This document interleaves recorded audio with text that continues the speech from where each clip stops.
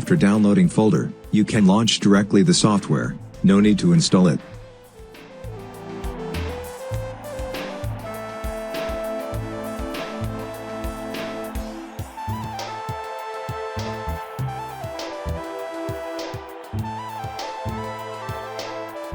After that, you simply drag the song to the software, and click on Analyze button, and it will give you the key of the song.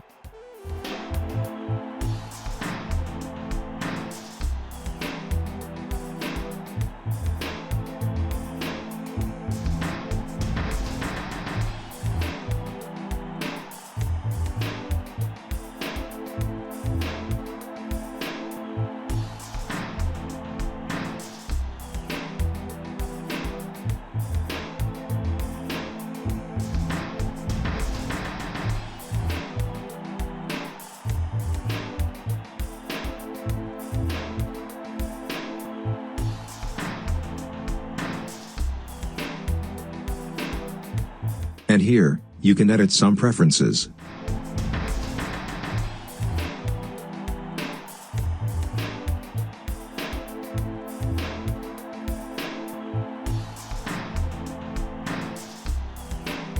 Thanks for watching the video.